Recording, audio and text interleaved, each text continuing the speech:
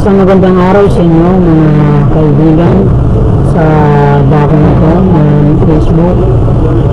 Nais kong sabihin sa inyo na ako ay narito upang pagnilayan natin ang salita ng Diyos. Bakit ko nga pala pinapahayag ang salita ng Diyos sa dako nito?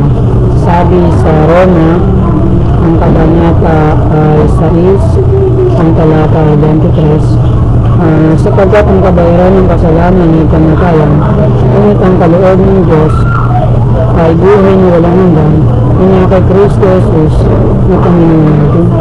Maliwanag sa Roma, kabanata 6, ang talata 23, na ang kabayaran ng kasalanan ay kamatayan.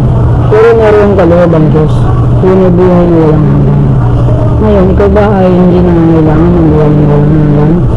Sabi ko sa Roma, ang kabanata ay 3, ang talata ay 23, sapagkat ang lahat ay nagkasala na at hindi makaabot sa kaluwalhatian ng Diyos. Maliwanag mga kaibigan na ang lahat ng tao nagkasala. Kung lahat ng tao ay nagkasala, lahat ay dapat makamit ng buhay na walang hanggan.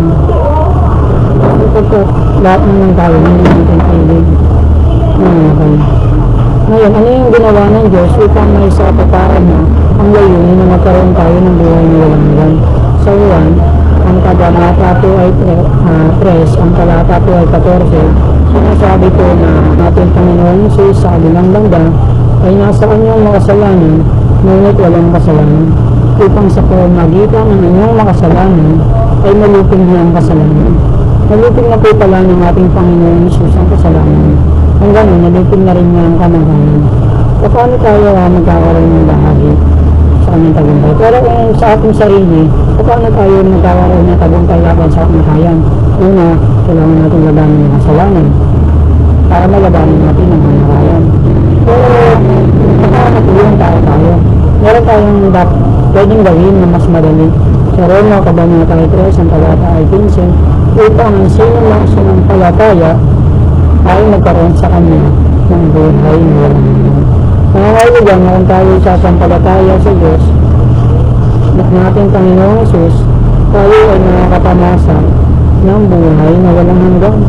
Ano pa po yung ibig na ipagawa sa ating Diyos sa Gawa 2:38, na sinabi sa kanila ni Pedro na magsisigayo at nagpabautismo ang bawat isa sa inyo sa pangalan ni Kristo sa pagpapatawa ng inyong mga kasalanan at pagbutin niyo ang kaloob ng Espiritu Santo.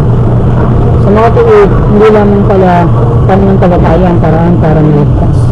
Kailangan din natin magsisi at magpabautismo. Ano naman yung mawawala sa atin kung tayo ay hindi magpabautismo? Ang mawawala po sa atin ay ano po? Sabi ko sa Marcos 16:16, at ang sumampalataya at magpabautismo ay maliligtas. Ngunit ang hindi sumampalataya ay parehas. Kung tayo po ay hindi magpapabautismo at hindi tayo nananampalataya, ang mawawala sa ating kaligtasan. Kung tayo naman ay nawalan niya ng kaligtasan, paparusahan na tayo.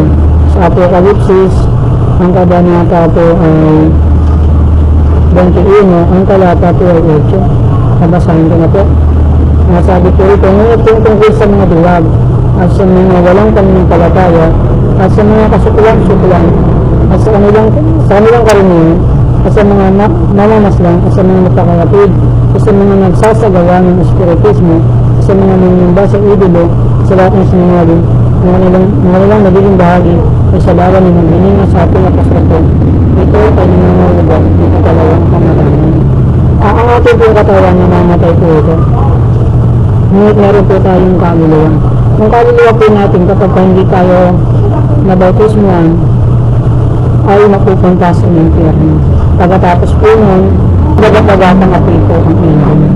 Kaya po ipinapangaral ko po sa inyo sapagkat gusto ko kayong magkaroon ng buhay na walang hanggan. Sino po ba ang may karapatang mangaral? Bakit may mga taong sinasabing walang impyerno, walang dagat-dagatang apoy? Bakit nga po pala? Sabi sa Roma 10:15, paano naman sila nangangaral maliban isinulo sila dahil nga nasusulat pagkaganda-ganda ng mga pahayag na nagpapahayag ng mabuting balita ng mabubuting bagay. Hindi nila ipinapangaral ang kaligtasan, turo nilang sila millennium years sa paraiso, sapagkat hindi sila sugo. Yun lang po. Salamat po sa may kapayapaan ng Panginoon.